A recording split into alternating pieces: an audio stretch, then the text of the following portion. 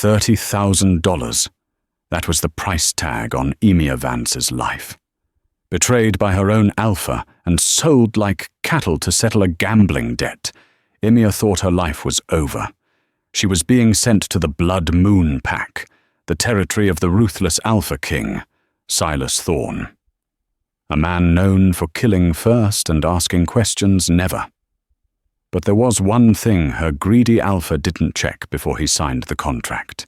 He didn't check her lineage, and he certainly didn't know that by selling her, he wasn't sending a slave to the slaughter.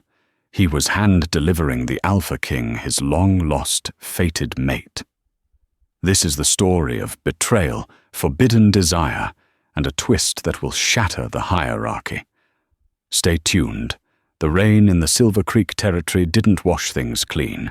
It only made the mud deeper. Emir Vance shivered, her thin, grey t-shirt clinging to her skin like a second, freezing layer. She was on her knees in the courtyard of the pack house, scrubbing the oil stains off the concrete driveway where Alpha Grayson parked his expensive SUVs. Her hands were raw, the skin around her fingernails cracked and bleeding, stinging sharply with every dip into the bucket of soapy chemical water. She was 21 years old, but she looked younger. Malnutrition and years of sleeping in the attic draft had stunted her curves, leaving her frail and ghost-like. In the Silver Creek pack, she wasn't just an omega, she was the punching bag, the orphan whose parents had died in a rogue attack, owing the pack money, a debt Grayson claimed she was still working off 10 years later. "Mr. Spot, Vance," a voice sneered from the porch. Emir didn't look up. She knew that voice. It was Marcus, Grayson's son, and the pack's future tormentor-in-chief. He kicked the bucket of dirty water over, the slush washing over Emiya's knees. "Clean it up," Marcus laughed, lighting a cigarette. "Dad's expecting guests, high rollers. If this driveway isn't spotless, you sleep outside tonight." Emir bit the inside of her cheek until she tasted copper. She didn't cry. She had learned long ago that tears only excited them. She simply reached for the rags and began to sop up the mess. But the guests arrived sooner than expected. 3 black Escalades with tinted windows roared up the driveway, their engines purring with a menacing, deep rumble that vibrated in Emiya's chest. These weren't the usual rusted trucks of the neighboring packs. These vehicles screamed wealth and power. They bore the insignia of a red moon eclipsed by a black wolf silhouette. Emir froze. Her wolf, usually dormant and silent due to the wolfsbane Grayson slipped into her food, whimpered in the back of her mind. Danger. The Blood Moon Pack. Alpha Grayson burst out of the front door, buttoning a suit jacket that was too tight around his paunch. He looked sweaty, nervous. "Emir, get out of sight. No, wait." He stopped, his eyes narrowing as they landed on her shivering form. A cruel, calculating grin spread across his face. "Actually, stand up. Come here." Emir scrambled to her feet, wiping her hands on her jeans. "Alpha!" "Shut up and look down," Grayson hissed, grabbing her upper arm with a grip that promised bruises later.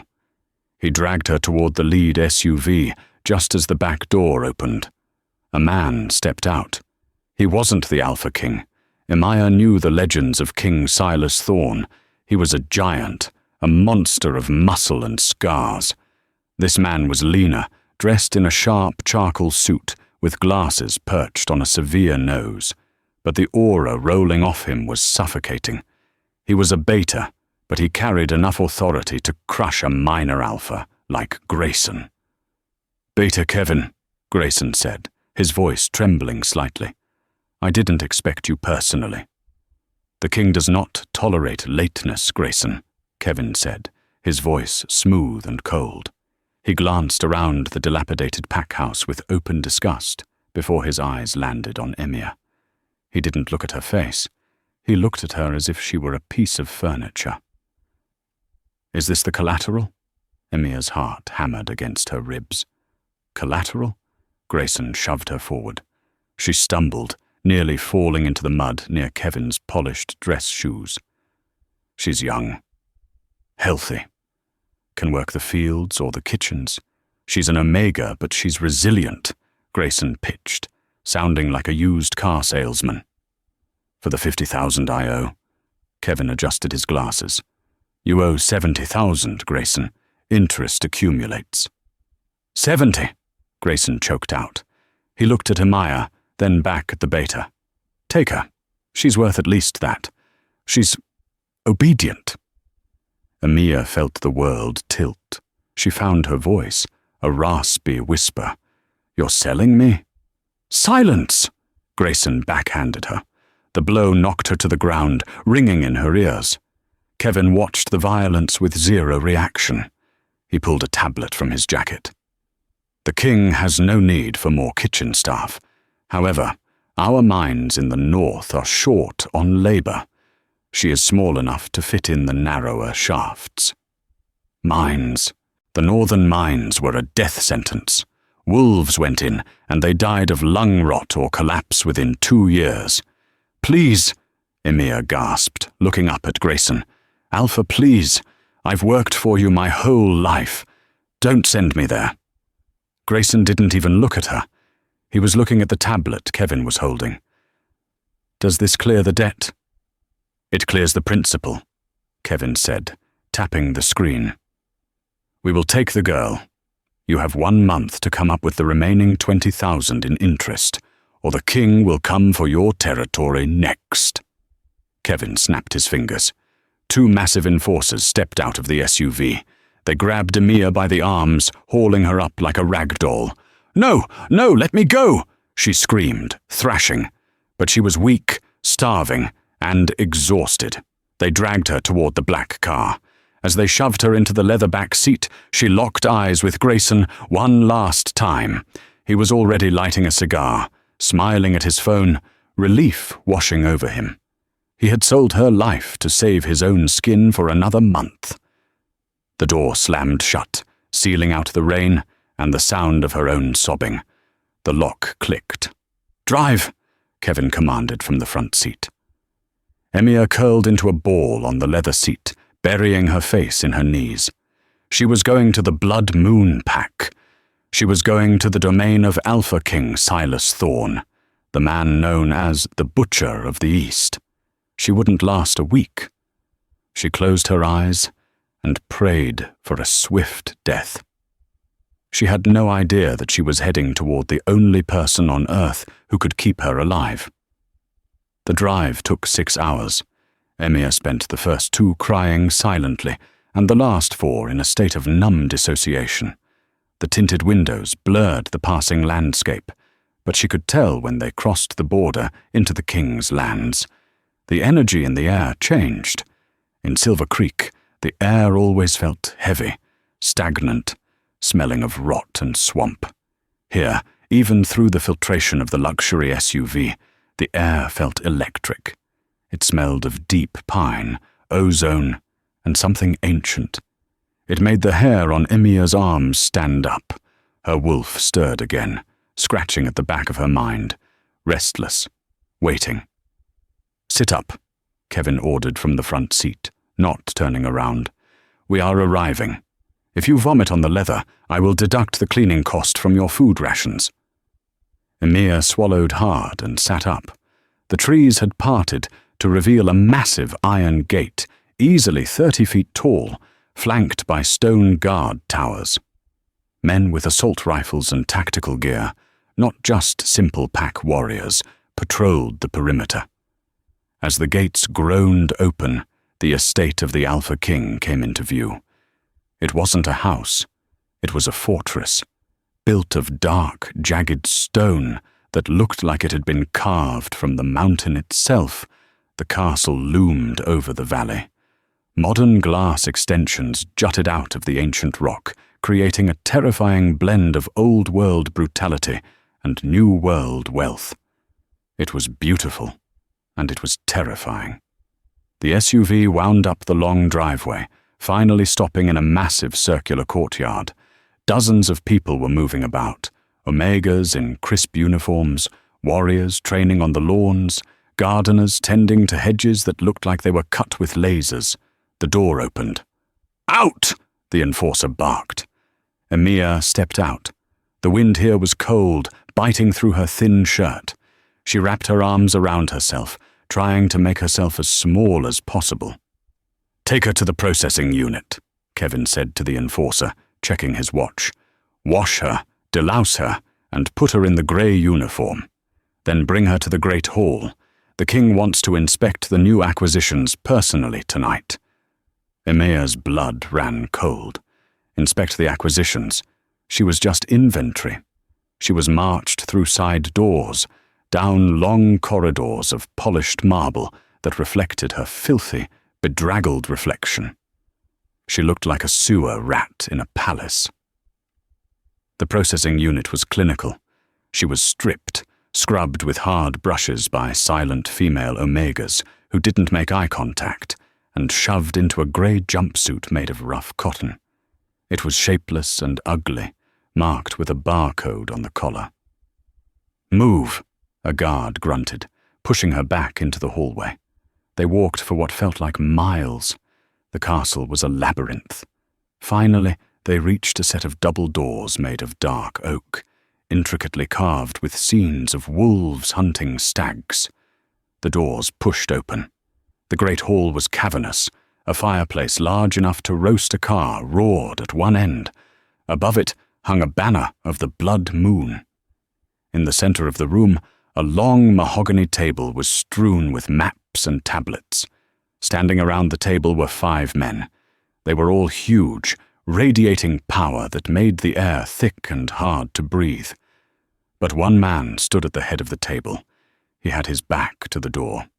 He was wearing a black dress shirt, the sleeves rolled up to reveal forearms corded with muscle and inked with geometric tattoos.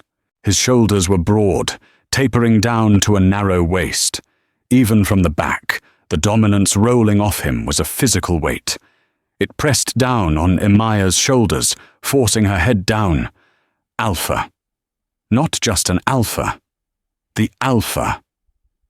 "The acquisition from Silver Creek, my king," Kevin announced, stepping forward.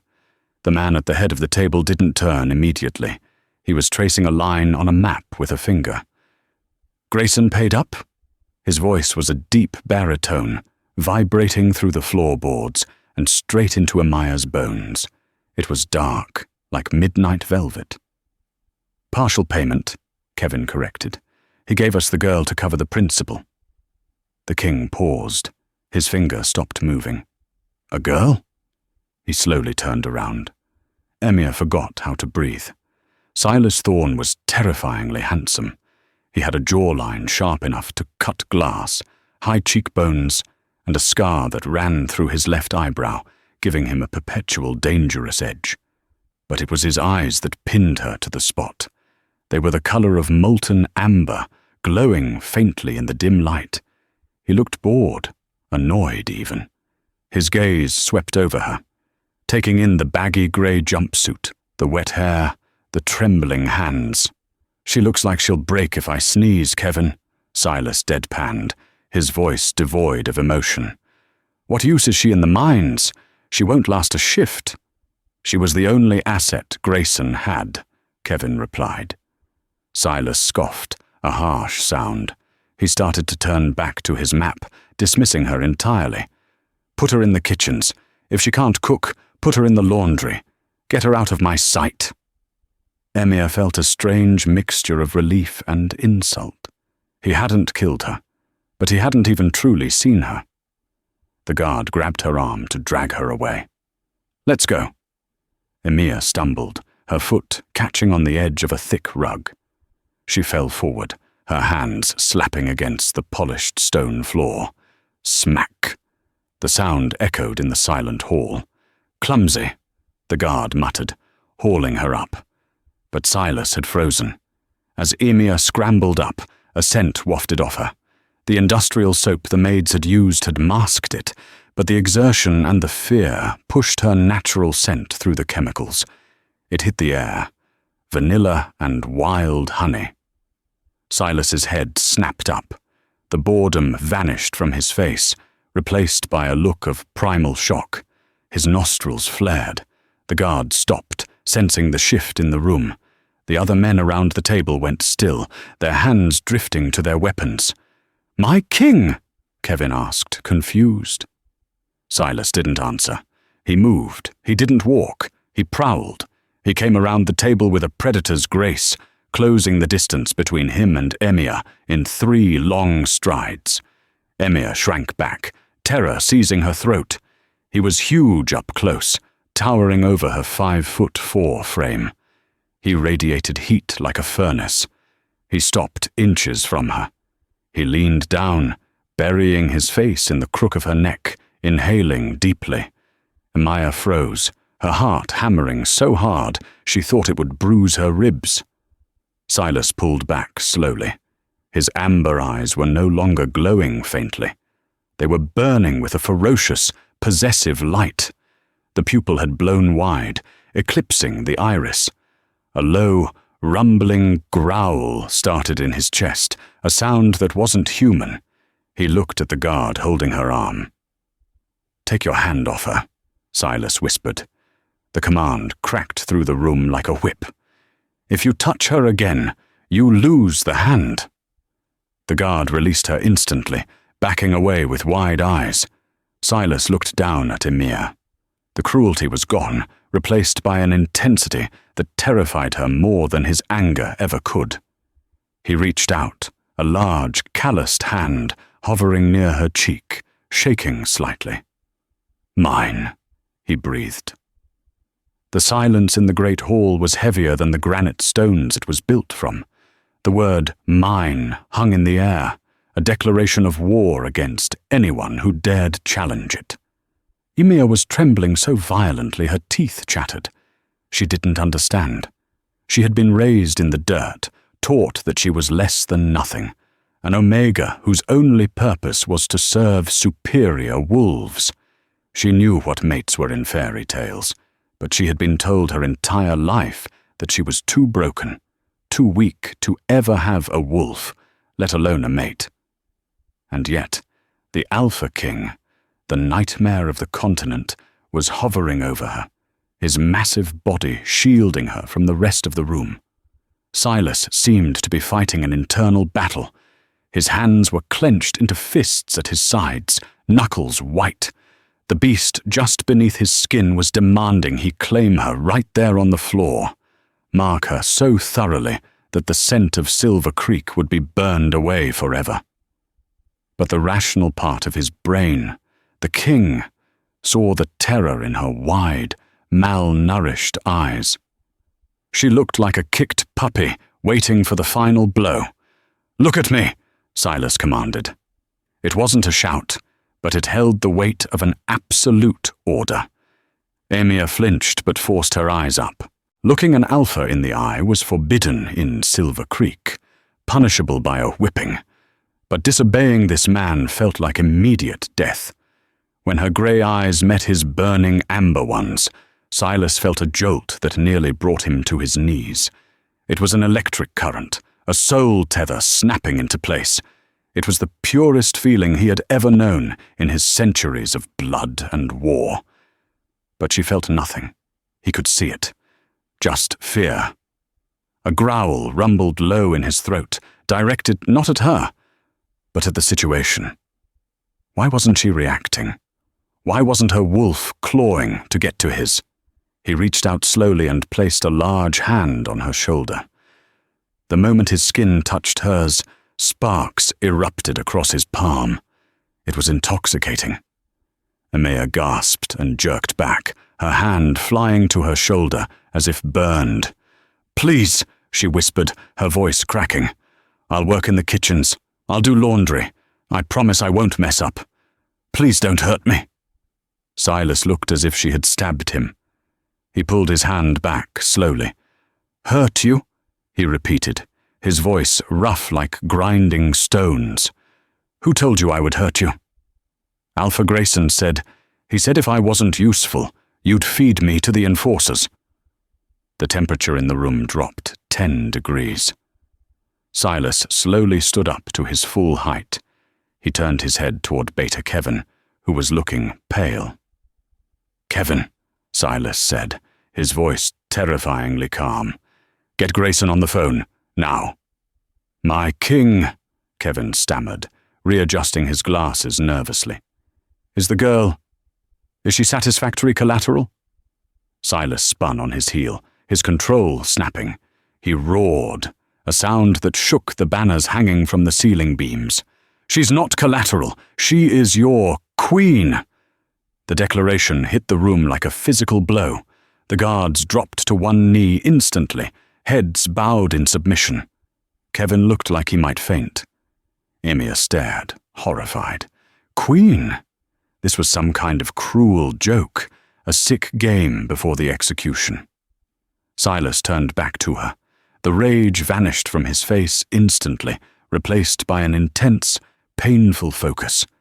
He leaned down again, sniffing the air around her neck, trying to understand the lack of response from her. Underneath the delicious scents of vanilla and honey, he smelled it. It was faint, lingering in her sweat and pores, something bitter and metallic. Wolfsbane. His eyes narrowed into slits. He reached out, faster this time, and grabbed her wrist. It was stick-thin. He could circle it with his thumb and forefinger. He pressed his thumb against her pulse point. It was racing, thready, and weak. He closed his eyes and tried to push his consciousness toward hers, tried to open the mind link that should exist between fated mates. Nothing. It was like hitting a brick wall. Her inner wolf wasn't just quiet, it was comatose. "How long?" Silas demanded, opening his eyes. Emir blinked, tears finally spilling over. "How long what, sir? How long have they been drugging you?" I don't know what you mean. I take my vitamins. Alpha Grayson gives them to all the Omegas every morning to keep us from getting sick." A dark realization dawned on Silas. It wasn't just abuse. It was systematic suppression. Grayson had been dosing her with low-grade wolfsbane for years to keep her wolf dormant, to keep her weak and docile. A fury deeper than anything he had ever felt began to rise in Silas's chest. They had taken his mate, starved her, beaten her, and poisoned the very essence of who she was. He scooped her up into his arms. She weighed nothing. She let out a small squeak of surprise, her body stiff as a board against his chest. "Kevin!" Silas barked over his shoulder as he strode toward the grand staircase at the end of the hall. "Call Dr. Orris. Tell him to meet me in the penthouse. Immediately." "The penthouse, sire?" Kevin asked, stunned. "But that is your private—" "Did I stutter?" Silas growled, not breaking his stride. He carried Emir out of the great hall, past the stunned guards, and up the wide marble staircase that led only to one place, the Alpha King's private sanctuary, where no one else was permitted to enter. Emir had never seen luxury.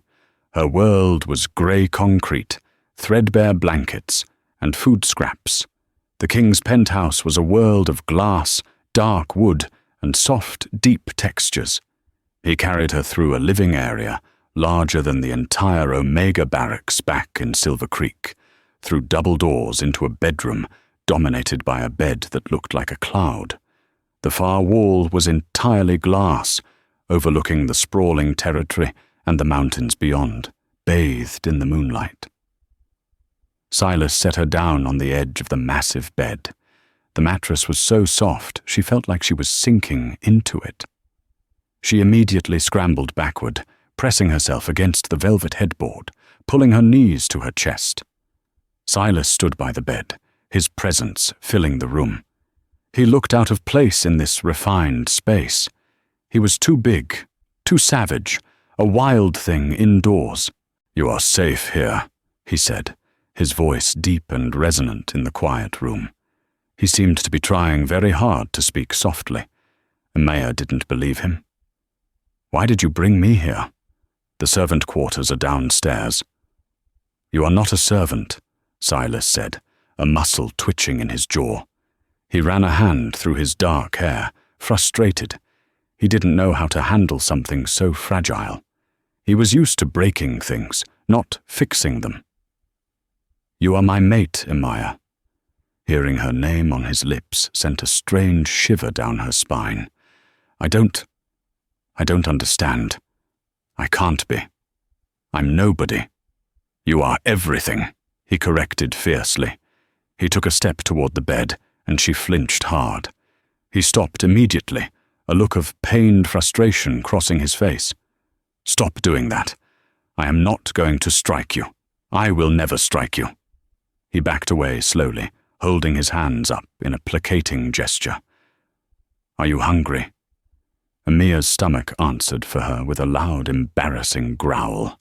She hadn't eaten since yesterday morning's gruel. She blushed, looking down at her knees. Silas pulled a sleek phone from his pocket and tapped out a message. A minute later, he walked over to a minibar area and poured a glass of water from a crystal pitcher.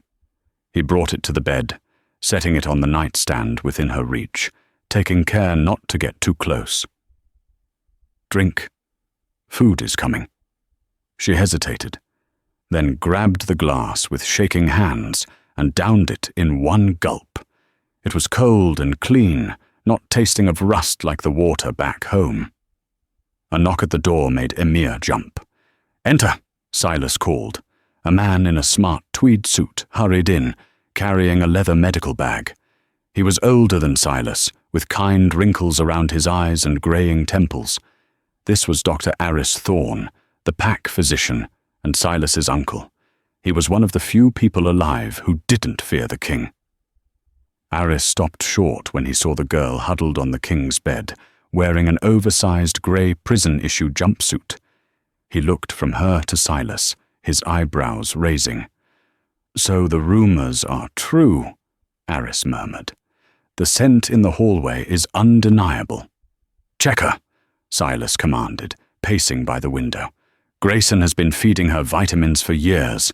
She thinks they keep her from getting sick." Aris's expression darkened instantly.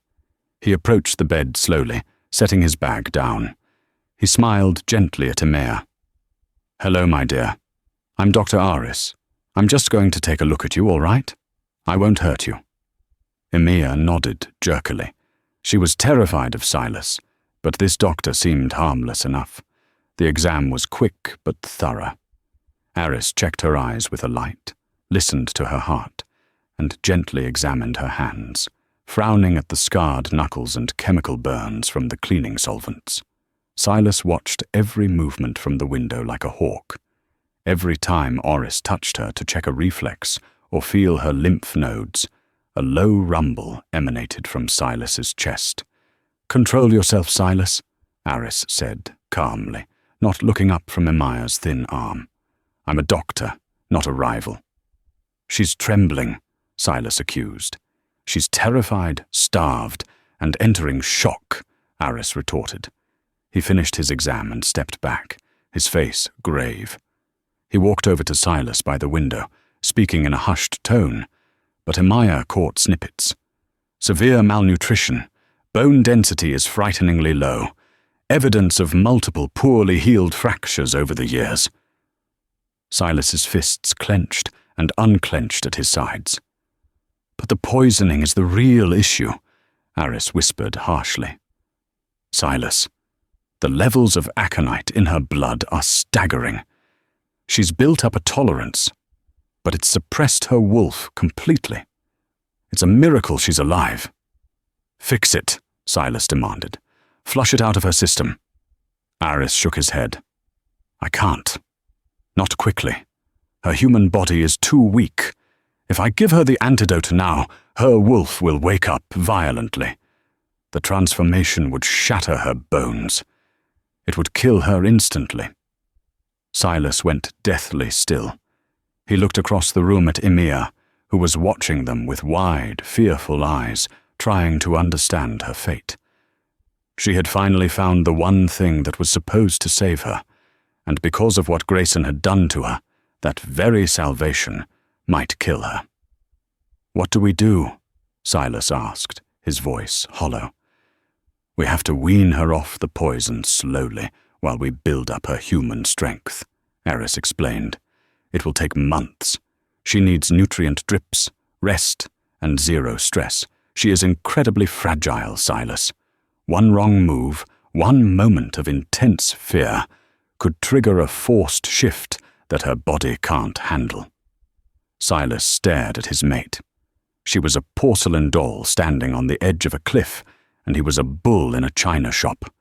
Just then, another knock sounded. A trolley of food was wheeled in by a terrified Omega servant who didn't dare look up from the floor.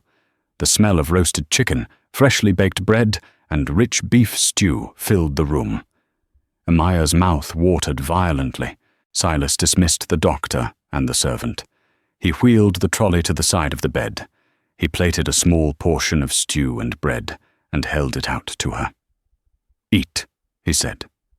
Emia looked at the food, then at him. "What do you want from me?" she whispered. "No one gives something for nothing. What is the price?" Silas looked at the scar above her eye, a remnant of an old beat-down. His heart felt like it was being squeezed in a vice. "The price," Silas said softly, placing the plate in her lap, "is that you live. That is all I want." Emia hesitated, then picked up the spoon. The first bite of stew was an explosion of flavor she couldn't comprehend. She moaned involuntarily at the taste. At the sound, Silas's eyes flashed gold. He turned abruptly and walked out onto the balcony, closing the glass door behind him. He gripped the railing, breathing in the cold night air, trying to cool the burning fire in his blood. He had to protect her. He had to save her. But the hardest part was going to be protecting her from himself. 3 weeks passed in a blur of soft linens, nutrient IVs, and silence. Amaya was healing. The hollows in her cheeks were filling in. Her skin had lost its grey pallor, and her hair was beginning to shine with a hint of its natural chestnut luster. Dr. Aris was pleased with her physical progress. The wolfsbane levels in her blood were dropping, though the doctor warned that the hardest part was yet to come. As the poison left, her wolf would wake up, and without the physical strength to handle the surge of energy, it could still be fatal. But while her body was healing, her mind was a cage. Silas was distant. After that first night, the Alpha King had pulled back. He slept in a guest room down the hall. He visited her for meals, sitting in the armchair while she ate in bed, watching her with those intense, burning eyes. But he rarely touched her. He treated her like a piece of glass that had already shattered and been glued back together. Something to be looked at, but not held. Emia interpreted this distance the only way she knew how: rejection. She wasn't his mate, she was a charity case, a broken toy he had bought and was now regretting. "You should walk today," Dr. Aris suggested one morning, unhooking her IV. "Your legs need to remember how to carry you. Explore the upper floor, but do not go downstairs yet. The king, he prefers you stay in the private quarters." Emia nodded obediently. But obedience was becoming suffocating. That afternoon, she ventured out of the bedroom. The penthouse was massive, a silent museum of wealth. She found a library filled with leather-bound books and a grand piano that looked like it hadn't been played in decades. She was tracing the dust on the piano keys when the elevator dinged. Emia froze. Silas never used the elevator during the day. He was always in meetings in the war room. The doors slid open and a woman stepped out. She was stunning. Tall, with cascading blonde hair and a body that looked like it had been sculpted to perfection. She wore a tight red dress that cost more than Emia's entire existence. She carried a basket of fruit, her heels clicking purposefully on the hardwood floor. She stopped when she saw Amaya. Her blue eyes raked over Amaya's simple lounge clothes, soft sweatpants and a t-shirt Silas had provided. "So," the woman said, her voice like honey laced with arsenic. "This is the stray Silas brought home."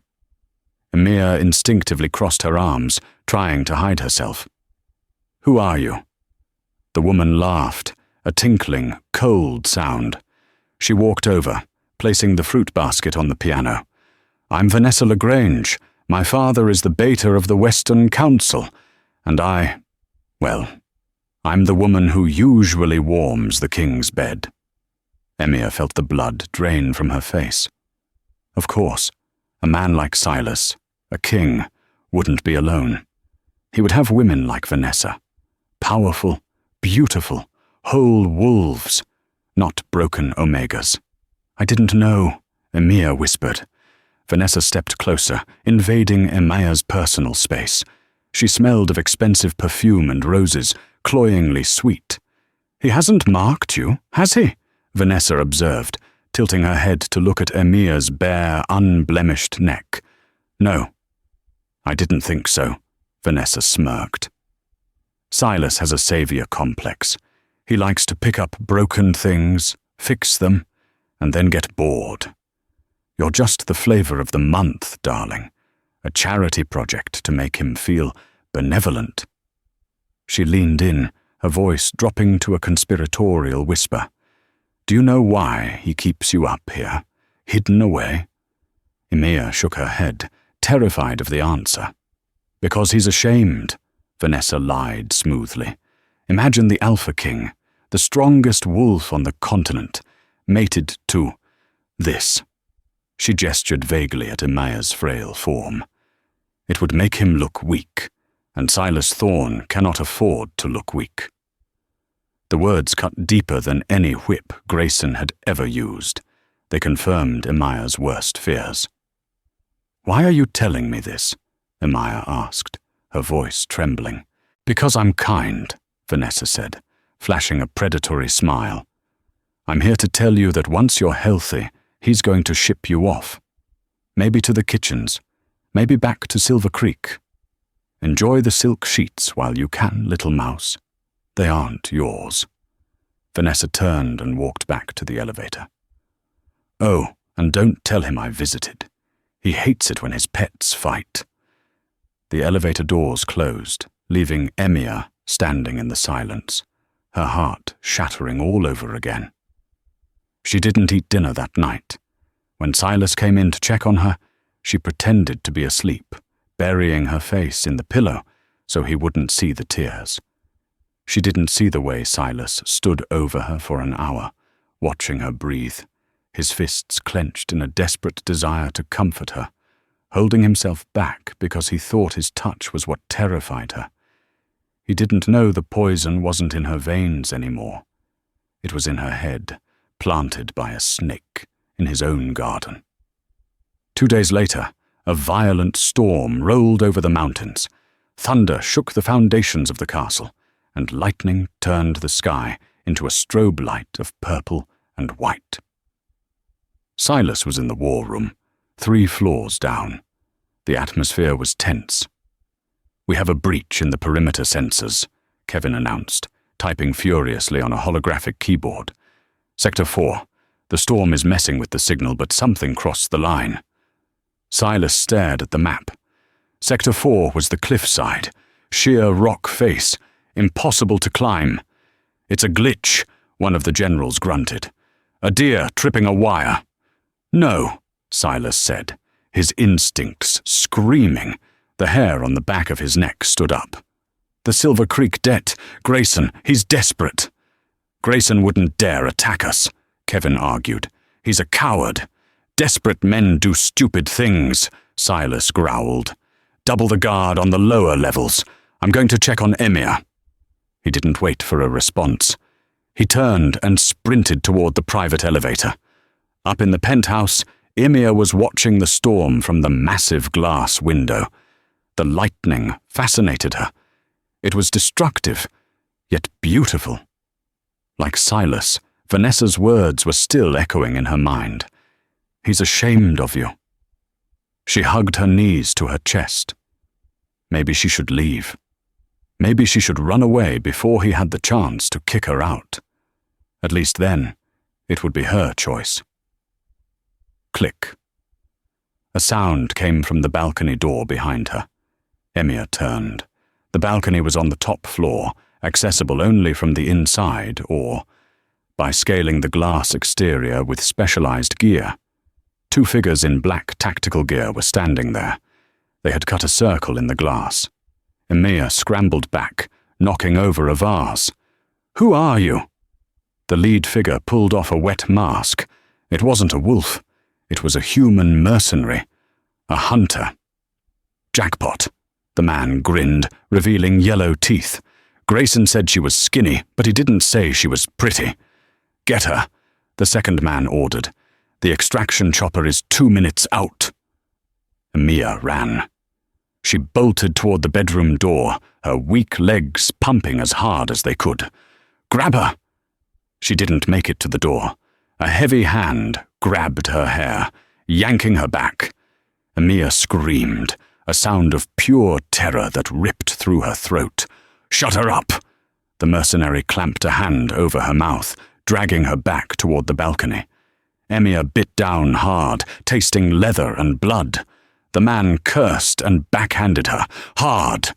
She flew across the room, hitting the side of the bed. Her vision swam. "Don't damage the goods," the leader hissed. "The buyer wants her alive. He wants to see Silas Thorne beg." The buyer. Grayson hadn't just sold her to Silas. He had set this up. He sold her, knowing Silas would take her in, making her the perfect bait to lure the king out. Emia felt a strange heat building in her chest. It wasn't fear. It was rage. Pure, white, hot rage. "Get up," a voice whispered in her head. It wasn't her voice. It was deep, ancient, and feminine. My wolf. The wolf's bane was fading. The adrenaline of the attack was burning through the last of the suppression. Emia's eyes flashed, not the grey of a submissive omega. They flashed a brilliant, glowing silver. "No," she snarled. The mercenaries paused, laughing. Did the kitten just hiss? The bedroom doors exploded inward. Splinters of mahogany flew like shrapnel. A massive black shape barreled into the room, moving faster than the eye could follow. Silas had arrived, and he wasn't in his human form. He was a monster, a lichen of nightmare proportions, 7 feet tall at the shoulder, fur as black as the void. He didn't just attack the first mercenary, he obliterated him. A swipe of claws the size of butcher knives tore the man in half before he could even lift his rifle. The second mercenary screamed, fumbling for a weapon. He pointed a tranquilizer gun at Silas. Silas roared, a sound that shattered the remaining glass of the balcony door. He lunged, but the mercenary panicked. He didn't aim at Silas. He aimed at the movement to his left. Emia. The dart, filled with enough concentrated wolfsbane to knock out an alpha, flew through the air. Time seemed to slow down. Emia saw the dart coming. She couldn't move, but Silas could. He threw his massive body in front of her, taking the dart in his shoulder. He didn't even flinch. He ripped the man's throat out in one fluid motion, ending the threat instantly.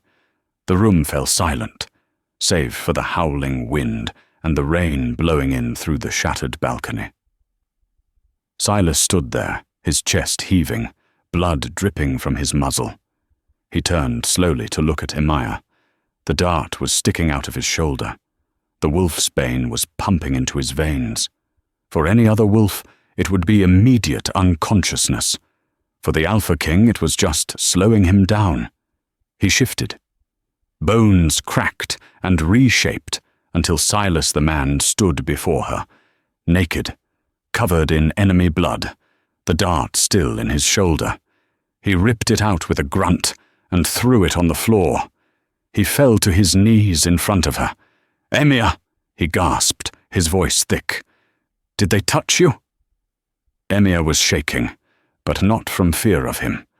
She reached out, her hands covered in the mercenary's blood, and cupped Silas's face. "You're hurt. I don't care," Silas wheezed. The poison was hitting him now. His vision was blurring. You are safe?" "I'm safe," she sobbed. "I'm safe." Silas's eyes rolled back in his head, and the Alpha King collapsed forward, his heavy weight pinning Imaya to the floor. "Silas!" she screamed. Guards swarmed the room moments later, Kevin at the front.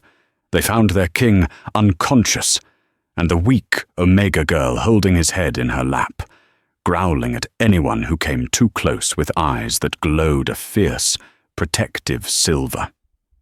Her wolf had awoken, and her first instinct wasn't to run. It was to kill anyone who touched her mate. The infirmary smelled of antiseptic and ozone. Silas lay on the bio-bed, his skin pale, veins pulsing with black streaks as his body fought the concentrated wolfsbane. Emir sat beside him, holding his hand. She hadn't moved for 6 hours. She hadn't eaten. She hadn't slept. The room was crowded. Beta Kevin was pacing. General Torian was sharpening a knife in the corner, and Vanessa was standing by the door, her arms crossed, watching Imaya with cold calculation. "He's not waking up," Vanessa said, her voice sharp. "We need to prepare for the succession. If the king dies—" "He won't die," Imaya said. Her voice was quiet, but it didn't tremble. Vanessa scoffed, walking closer. "You did this. You brought those mercenaries here. You're a curse, little Omega. A Trojan horse sent by Grayson to destroy the Blood Moon Pack from the inside." Kevin stopped pacing. He looked at Vanessa, then at Emir. The accusation hung heavy in the air. "It is suspicious," Kevin admitted slowly, adjusting his glasses. "The security breach happened exactly where your room is located. Grayson knew exactly where to send them." "I didn't know." Emir stood up, her hand still gripping Silas's. "Guards," Vanessa commanded, seizing the moment. "Take her to the cells. We will interrogate her properly once the king passes." 2 enforcers stepped forward, unsure. Vanessa was high-ranking, but Emir was the mate. "I said move!" Vanessa shrieked. The guards reached for Imaya. "Kneel!" The word didn't come from Emir's throat. It came from her chest, vibrating with a power that shattered the lights overhead, plunging the room into semi-darkness. Her eyes were no longer grey. They were glowing with a blinding, molten silver light. The air pressure in the room skyrocketed, cracking the plaster on the walls. The guards dropped to the floor, whining in pain as the sheer force of her aura crushed them into submission. Kevin fell to his knees, gasping for air. Even Vanessa was forced down, her red dress tearing as she hit the linoleum, her eyes wide with uncomprehending terror. This wasn't Omega power. This wasn't even Alpha power. Emir stood over them, her hair floating as if she were underwater, static electricity arcing off her skin. Her wolf, suppressed for a decade, had not just woken up. She had erupted. "I am Emir Sterling," she said, the name bubbling up from a forgotten memory deep in her DNA. "Daughter of Alpha Supreme Orion Sterling, and I do not bow to traitors." Kevin looked up, his face pale as a sheet. "Sterling? The White Wolf lineage. They were wiped out 15 years ago." "Grayson," Imaya hissed. The name tasted like bile. The doors to the infirmary banged open. General Torian walked in, dragging a bloody, beaten figure by the collar of a cheap suit. It was Alpha Grayson. Torian threw Grayson onto the floor at Imaya's feet. "We found him waiting at the extraction point, my queen. He was waiting for his payment." Emir looked down at the man who had enslaved her, starved her, and sold her. Grayson looked up, expecting to see a scared girl. Instead, he saw the silver wolf. He screamed. "It wasn't me," Grayson babbled, crawling backward. "It was her. It was Vanessa. She gave me the security codes. She paid me to kidnap you so Silas would look weak."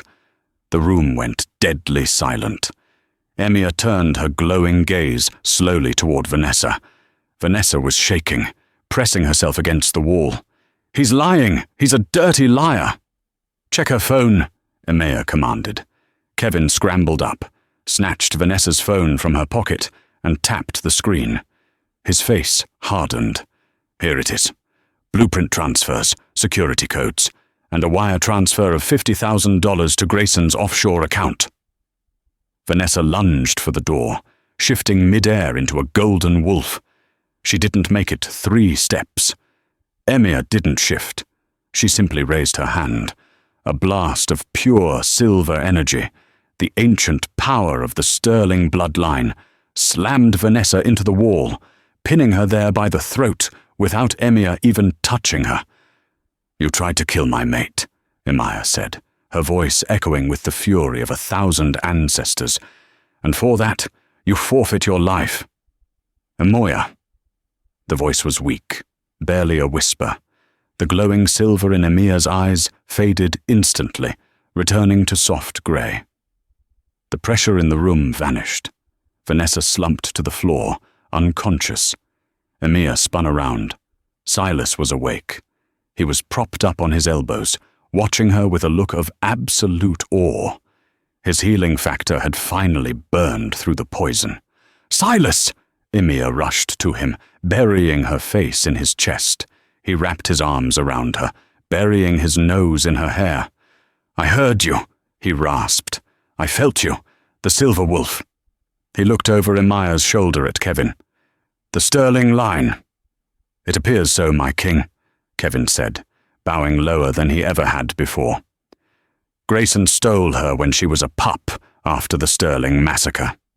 He hid her lineage to suppress her power and use her as a slave. He didn't know he was harboring a queen of the old blood." Silas looked at Grayson, who was currently trying to play dead in the corner. "Torian," Silas said, his voice cold and returning to its full strength. "Take Grayson to the dungeons. I want him to live a very, very long time. I have 10 years of my mate's suffering to repay him for." "And the woman?" Torian asked, gesturing to Vanessa. "Exile," Emia said, standing up. She looked at Silas for confirmation. He nodded, deferring to her judgment. "Strip her of her rank. Cast her out as a rogue. Let her see what it is like to be powerless in the wild." As the guards dragged the traitors away, the room emptied, leaving only the king and his queen. Silas swung his legs off the bed. He winced, but stood up, towering over her.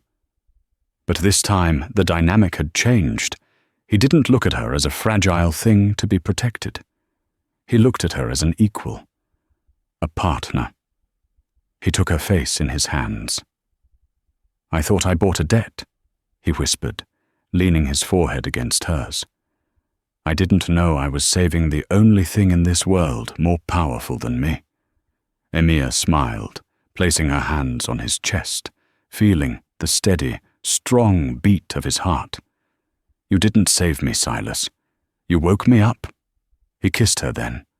It wasn't gentle. It was a searing seal of their bond, a promise of a reign that would shake the foundations of the werewolf world, the Butcher King and the Silver Queen. Outside, the storm had passed. The moon broke through the clouds, shining full and bright. And for the first time in 10 years, Emia Vance didn't just survive the night. She ruled it. And that is how the girl worth $30,000 became the queen priceless beyond measure. Grayson thought he was selling a slave, but he ended up crowning the most powerful Lunar history has ever seen. Vanessa learned the hard way that you never corner a wolf, especially one that has been quiet for too long. What do you think? Did Vanessa deserve exile, or should Emia have taken a darker revenge? And if you were Emia, could you ever forgive the world that treated you like dirt? Let me know in the comments below. If you enjoyed this story of betrayal, karma, and fated mates, please smash that like button. It really helps the channel. Don't forget to subscribe and hit the bell icon so you never miss the next episode of the Alpha Chronicles. Thanks for watching, and see you under the next full moon.